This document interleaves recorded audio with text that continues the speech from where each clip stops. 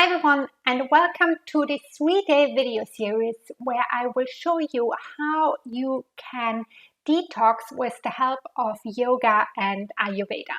In this first video, I will give you a short introduction into detoxing from an Ayurvedic perspective where we will talk about ama, and from a Western perspective where we will talk about the organs of detoxification.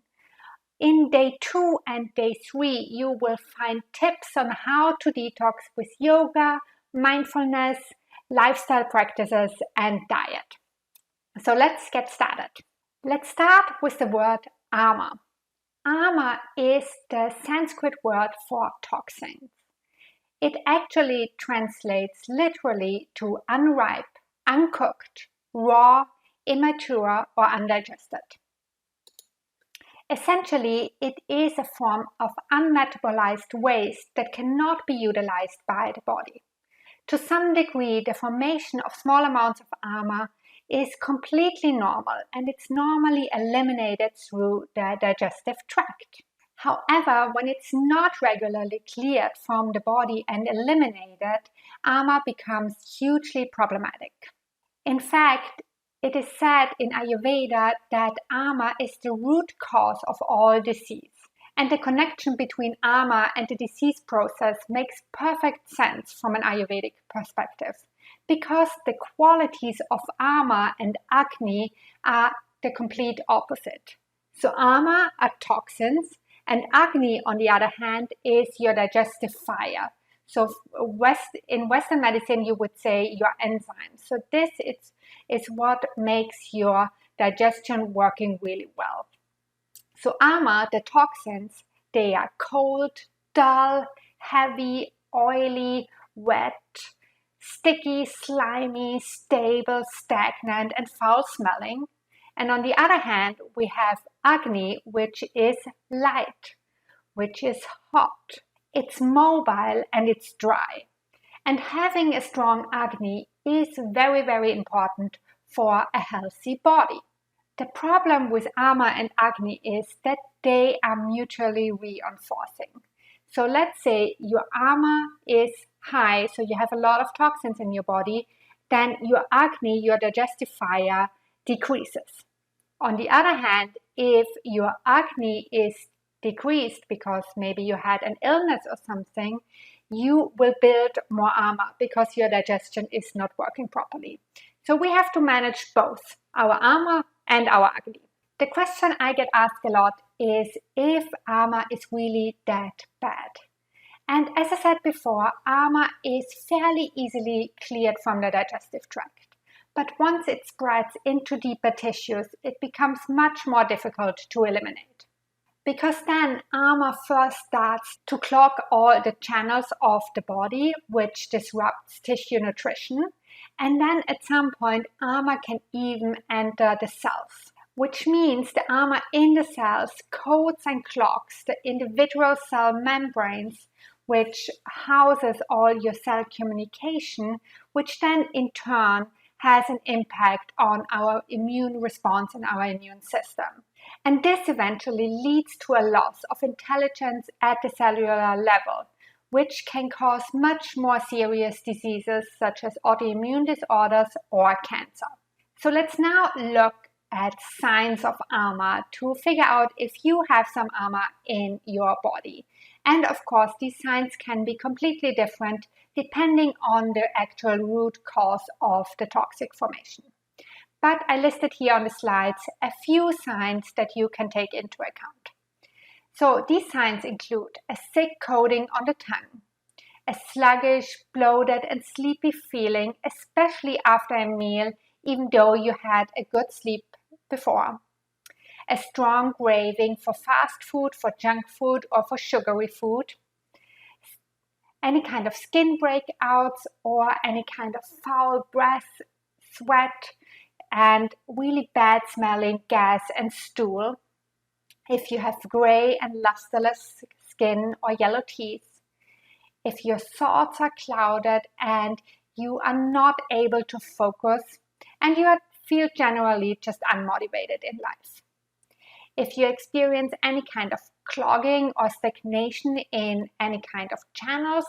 This can show up as a sinus congestion, it can show up as a lymph congestion or constipation.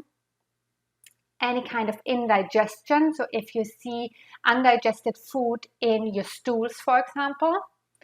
If you have an abnormal taste in your mouth, for a lot of people they have like a soury taste in their mouth, or if you don't taste anything at all, or if you don't really have an appetite for food or also for sex. So what can be some causes of AMA or toxins in your body? And I clustered them into lifestyle causes and food and diet causes. On the lifestyle side, you see a lack of routine, too much or too less sleep, too much or too less movement or exercise, a lot of stress and no rest, sleeping or napping during the day, any kind of repressed or unsolved emotions. If you live in a toxic environment, and this could be like toxins around you or also an emotionally toxic environment, either in your relationship or at work, for example.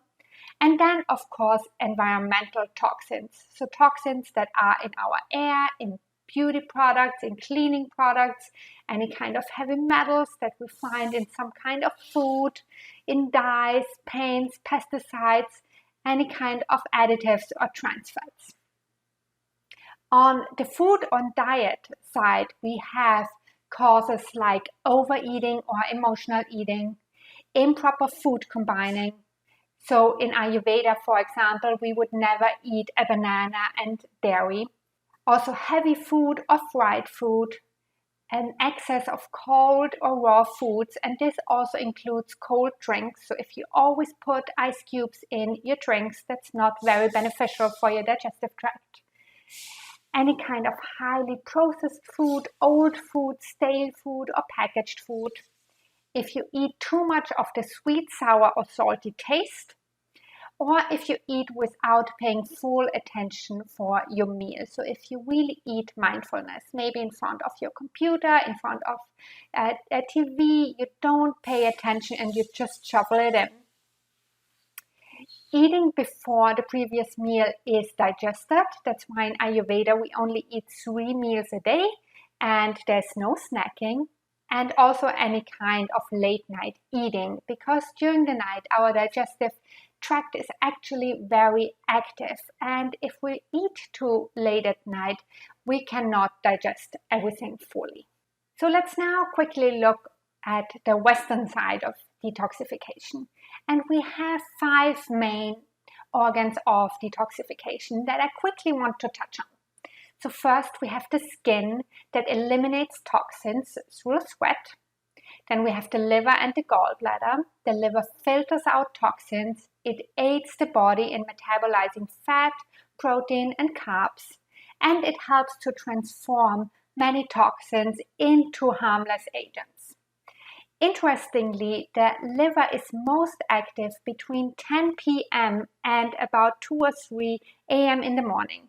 This is why we want to give the body as much rest as possible so that it can do its job properly. Next organ of detoxification are the kidneys. The kidneys filter waste and excess fluid from the blood. They regulate and release the right balance of sodium and potassium for the body to function properly. Then we have the small intestines. They help us to digest food so that nutrients can be absorbed into the blood and be transported to the liver. And they provide a barrier that blocks toxins from flowing into the rest of the body. And then last but not least, we have the large intestines. They absorb water and electrolytes, and they form waste and excrete it from the body. They produce antibodies which help with GI health, and they contain bacteria that create fatty acids and some vitamins for an extra nutritional support. So we all need to take care of all these organs throughout a detox. If you want to learn more about detoxing, make sure to check out my 21-day Ayurvedic Spring Detox. It starts on April 5th. And in that program, I will walk you through step by step an Ayurvedic detox. We will do yoga, we will do a lot of Ayurvedic herbs, and you will get a meal plan. So here is a quick overview on how the Ayurvedic spring detox works. We have a pre-detox phase where I give you some more overview just like this and teach you more about detoxification. We then move into our 21 days where we have 3 phases. In phase number 1, we will prepare the body for an active detox. We will reduce a lot of food groups in this phase. We then move to phase number 2, where we have the active cleansing phase, where we will focus on eating khichdi. I will tell you more about this in a few of the next videos.